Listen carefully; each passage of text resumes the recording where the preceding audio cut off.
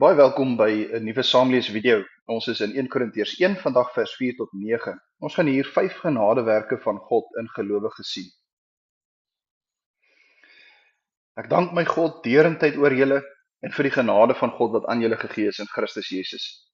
Want deur hom is julle in alle opsigte verryk, in elke woord en in alle kennis. Net so is die getuienis oor Christus stewig onder julle gevestig, sodat julle terwyl julle wag op die openbaarmaking van ons Here Jesus Christus, nie in enige genadegawe tekortskiet nie. Hy sal julle ook tot aan die einde standvastig maak, sodat julle sonder blaam sal wees op die dag van ons Here Jesus Christus. God is getrou, deur wie julle geroep is tot verbondenheid met sy Seun Jesus Christus, ons Here. In vers 3 was die groeteboodskap van die apostel en daar het hy 'n seënbede afgebid oor die gemeente. Spesifiek gevra dat die Here genade vir die gemeente, vir die gelowiges sal gee. In vers 4 en verder dank hy nou die Here oor hulle, oor die gelowiges, maar spesifiek dank hy die Here vir die genade wat hy alreeds voorgebid het en wat hy alreeds kan sien in die gemeente. Hy sien is werksaam daar onder hulle. En net weer eens moet ons onthou, en dit is iets wat ons gaan sien in hierdie verse, genade is iets wat aan ons gegee word, dit word nie verdien nie. Die hele definisie van genade is dat dit gratis is. So God gee aan ons hierdie dinge gratis, watter dinge? Ons sal nou sien in die volgende verse. Maar hy gee dit aan ons sonder enige meriete van ons kant af, sonder enige verdienste. Dis sy genade en dit kom na ons toe in Christus Jesus. Dis al hoe ons deel kan kry aan die Here se genade gawes, sy geskenke, sy genade werke in ons, soos ons in hierdie volgende verse sal sien. Kom na ons toe in en deur die Here Jesus Christus. Nou dank die apostel God vir hierdie genadewerke wat hy in die gemeente sien. En hier's wat nou so interessant is van hierdie volgende verse. Wat so interessant is dat die dinge waarvoor Paulus die Here dank is eintlik dinge wat nog probleme is in die gemeente. Hy lig 'n klomp aspekte uit, soos die genadegawes en die feit dat hulle sonder blaam op die wederkoms sal wees, ensovoorts. Maar al hierdie dinge waarvoor hy die Here dank, is dinge wat hy ook in die brief gaan aanraak, waar hy die gemeente aanspoor of oproep of met hulle raas of hulle oproep tot bekering of hoe dit ook al sê. En tog begin hy eers deur die Here te dank. Want hoewel daar foute en gebreke in die gemeente is en sonde en wanopvattings, kan hy alreeds raak sien dat dit God se genade is wat hier aan die werk is. Miskien klein, miskien min, miskien gebroke op hierdie stadium, maar dit is God se genadewerk. In hierdie klompie verse gaan ons nou spesifiek 5 genadewerke van God in die gemeente sien. Nou, wat ons moet vashou hier, is die besef dat hierdie lys is 'n lys van God se prestasies, nie die gemeente se nie. So die apostel Paulus prys nie die gemeente vir die dinge wat hulle verdien nie. Inteendeel, hy dank God vir hierdie genadewerke wat God in hulle doen. 5 prestasies van God in die gemeente. Voor ons daarby kom, net eers nog iets oor vers 4. Hierdie vers tref my persoonlik hard. En ek bedoel dit in 'n goeie sin.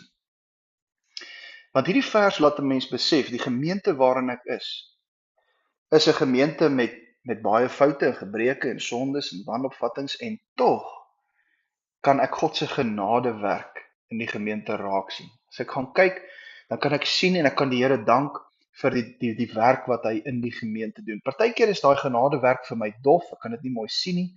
Partykeer is daar soveel probleme, soveel foute en ek sukkel om dit te sien.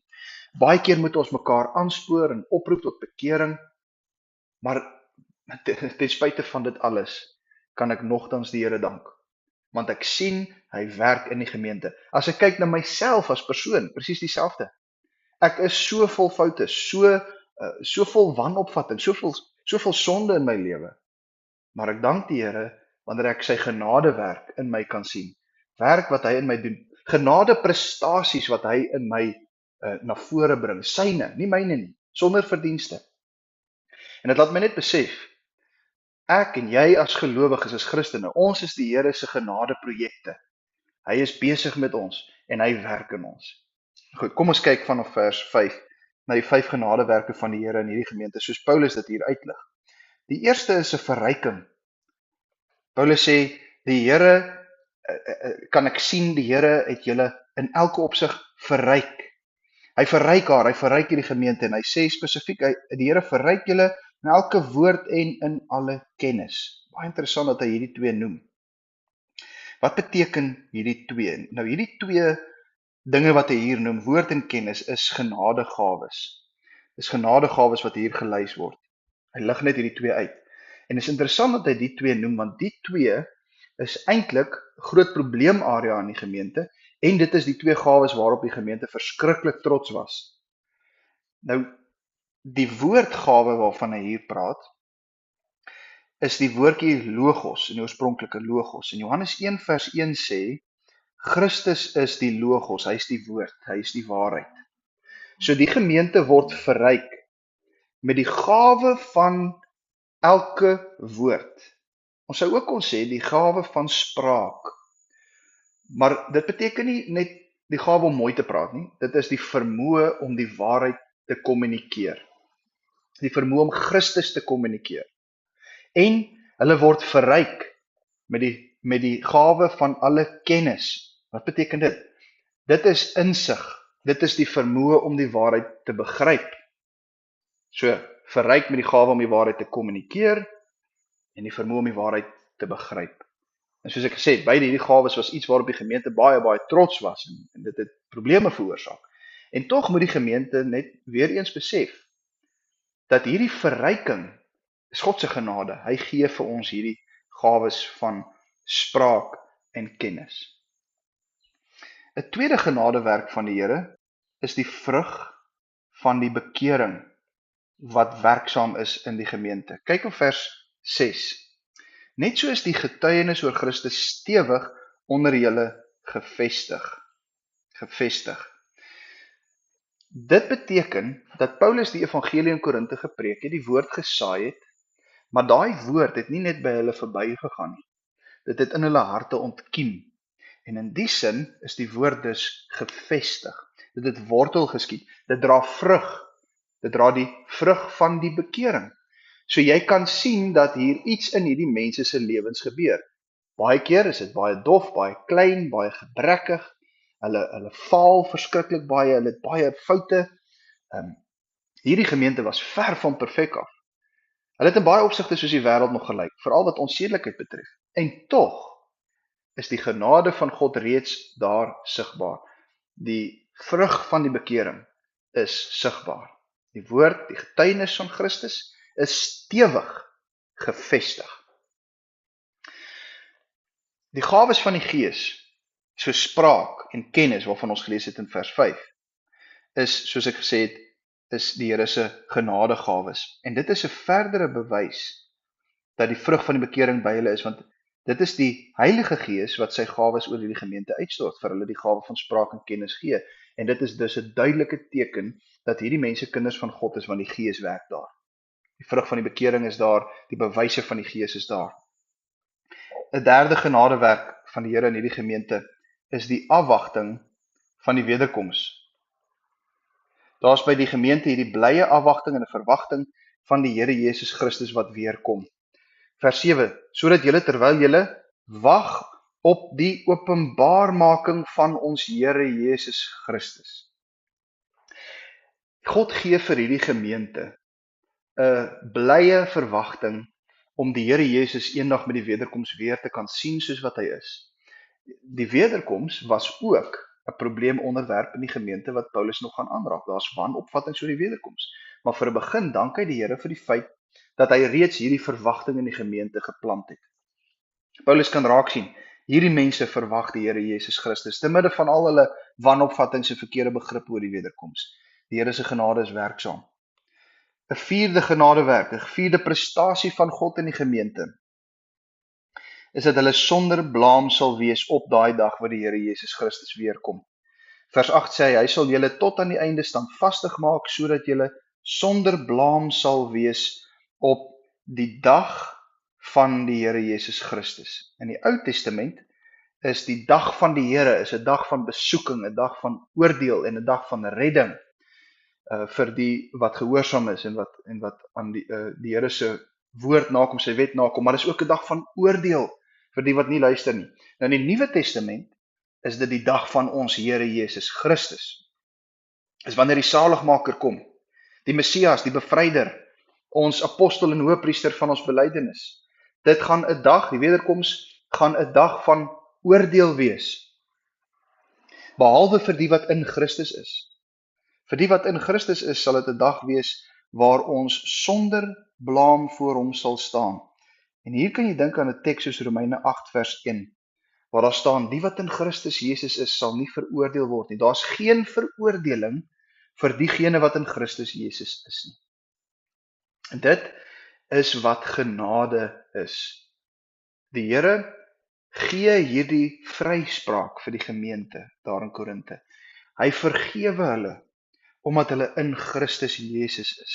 Hulle word in hom vergewe. Dis nie hulle verdienste nie. Dis nie hulle meriete nie. Dis nie hulle werke nie. Dis nie hulle goeie teologie nie. Dis nie hulle mooi spraak en kennis nie. Dis die Here se genade wat sal gee dat hulle sonder blaam op die wederkoms sal wees.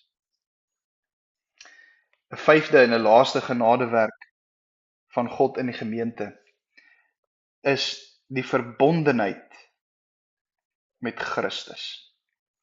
Daar's 'n verbondenheid met Christus. 'n ander woord vir verbondenheid is die woord gemeenskap. Daar is met ander woorde 'n baie diep, hegte, ewige verhouding, verbintenis aan Christus, 'n verhouding met die Seun van God. En dit is 'n genadewerk van die Here dat jy in 'n lewende verhouding met Christus kan wees. God is getrou, sê vers 9, deur wie jy geroep is tot verbondenheid met sy Seun Jesus Christus ons Here. Gelowiges, Christene, word daartoe geroep om in 'n lewende verbintenis, verhouding met die Here Jesus Christus te wees.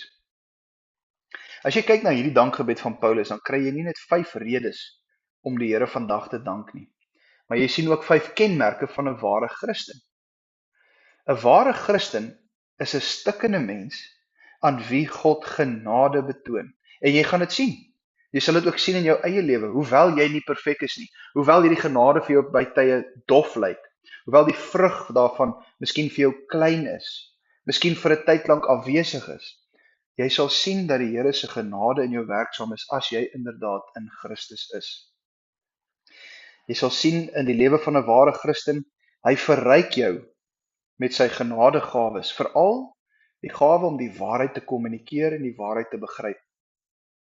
As ware Christen sal jy die vrug van bekering in jou lewe sien, dalk klein, dalk vaag, maar tog daar. Jy sal die wederkoms van Christus verwag en afwag.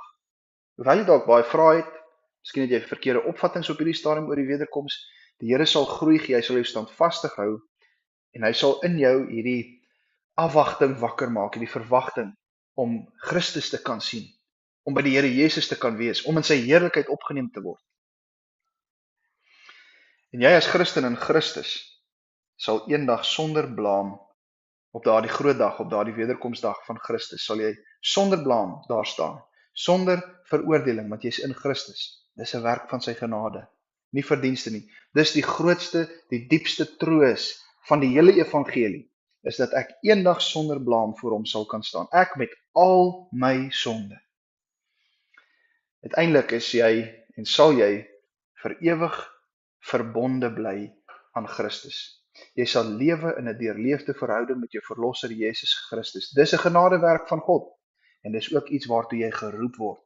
Jy Christen word geroep, leef in 'n verhouding met die Here Jesus Christus. Ons bid nou saam.